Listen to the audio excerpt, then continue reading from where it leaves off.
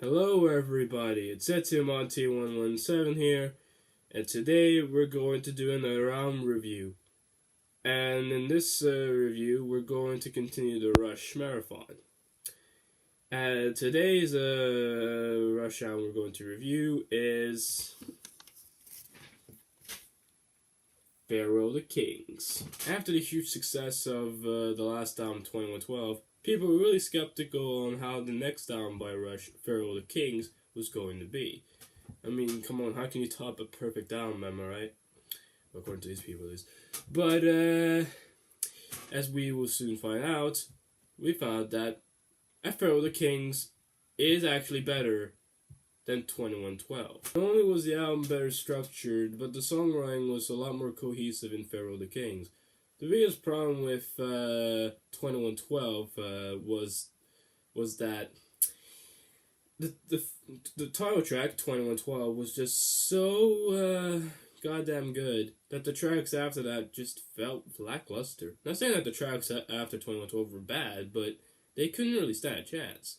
Kind of same with Judas Priest's Painkiller, where the songs after Painkiller just couldn't really live up, because the Painkiller was just such a great opening track. With all the improvements to Pharaoh the Kings that I just mentioned, like I said earlier, like better songwriting, better songs, and so forth, does the album still hold up to this very day?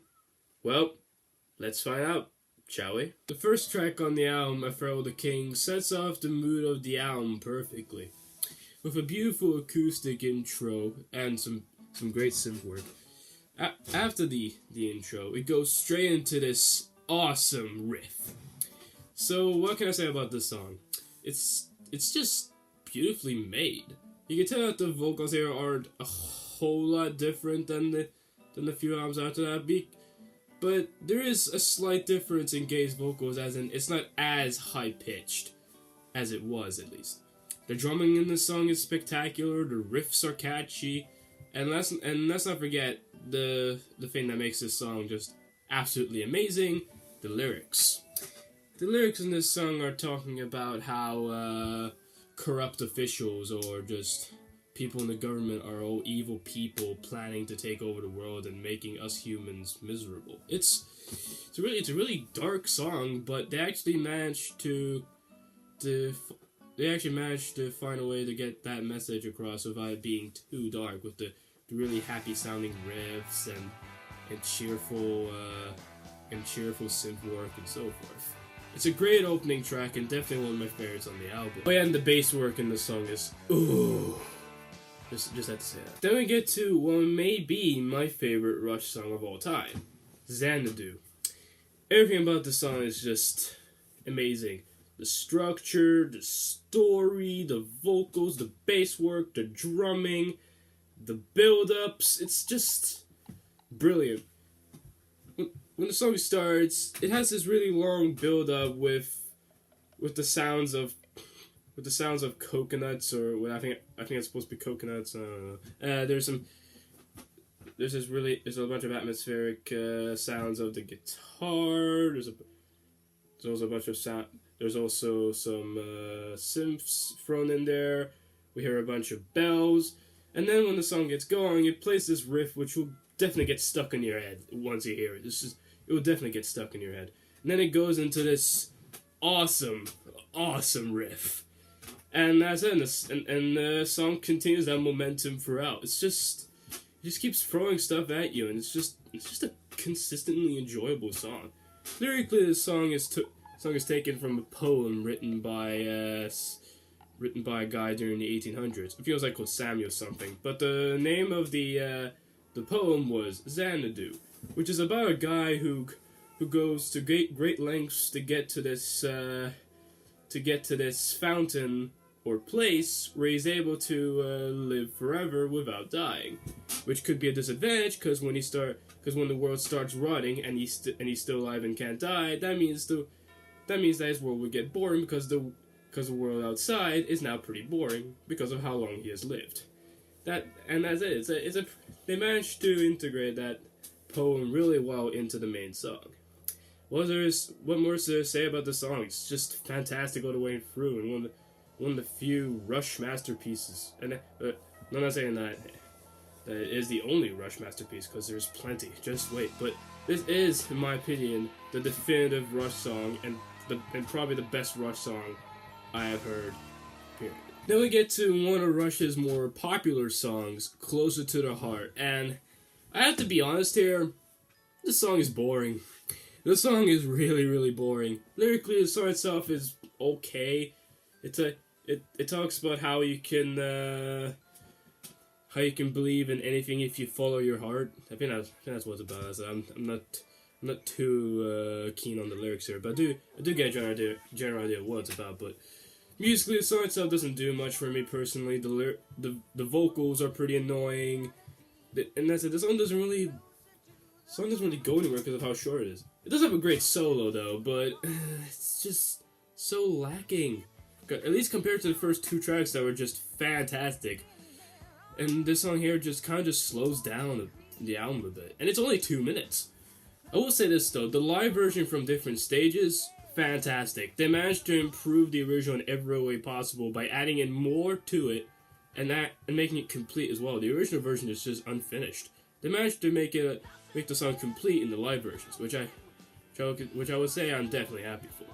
Is this song terrible? No. The guitar solo is good. It's not terribly made. It's just some of Rush's more overrated tunes, and definitely, in my opinion, the weakest on the album. Then we get to the next song, Cinderella Man, and people really seem to hate this song, and I disagree. I think the song's relatively good.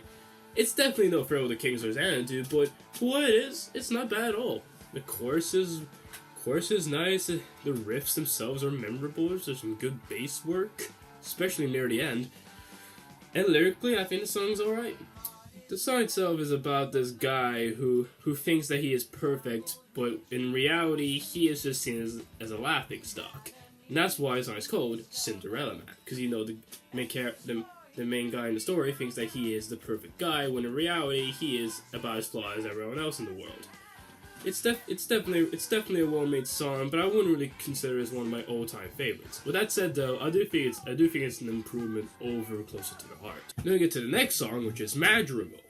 Another song that people seem to hate, and with this song, I definitely do understand why people hate it. It's really short. It's not musically as interesting as the other tunes, but that said, I think it's a really pleasant song. Lyrically, I'm not too sure what the song is about. From what I heard, I think it's about like the world being completely doomed. With just like an example in the song, we hear Getty say, "When all around is madness, like there's war happening, and it's making the main character messed up because he doesn't want war to happen." But I don't really know. And but if there's one thing, I do think it's a good song. But the problem with the song is that it's really short, and I can't really connect to the song if the song is over this quickly. But that said, I do think the song is nice, but it's definitely one of the weaker tracks. Now we get to the big track on this album, which is Cygnus X1, Book 1, The Voyage. And while the song ain't no Xanadu, it does manage to be just as good as Xanadu. The song starts off rather in a disturbing way, where we see the executive producer of Rush, Terry Brown, voice this guy who was talking about how there was this black hole called Cygnus X1, where if you get sucked into that black hole, you will get sent to this different dimension where you see a bunch of fucked up things. It's a really creepy opening, and it definitely feels different for the band, or at least for making this intro so high quality, and it makes it feel like you're in the story. And then we get to the actual intro where we see this repeating bass riff, which is so goddamn groovy. And also with this song, they definitely got really heavy. I mean, they did get heavy with 2112, but with this song is almost heavy metal almost. Yeah, I'm not joking. The song is nearly heavy metal. There's some heavy riffs. The drumming is intense. The bass work is has a lot of punch to it. It feels so weird, and it somehow works.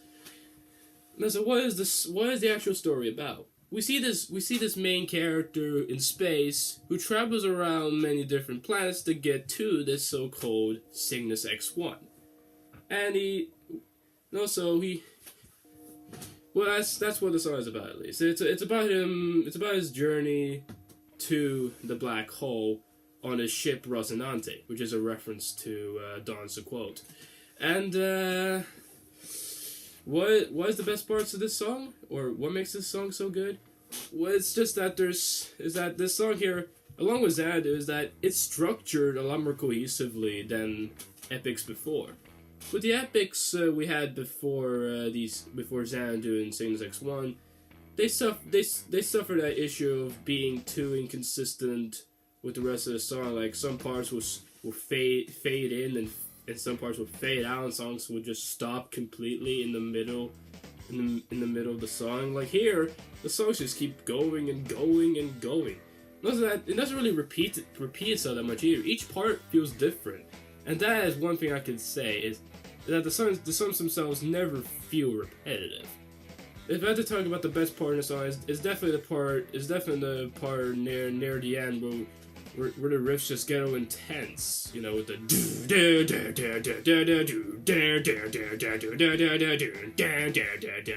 and that's what I've been talking about. That's what I was talking about when I meant that the song itself was just heavy, like really, really heavy. And also the song itself just kind of just ends, and then it leaves you wondering what happened to the main character, and that is what we will find out in the next album, because there they actually continue that so-called story. Oh no, did I spoil it? Oh no. But in the end, Cygnus X1 Book 1 The Voyage is definitely one of the best tracks on the album, with its amazing bass work, great drumming, and great guitar work.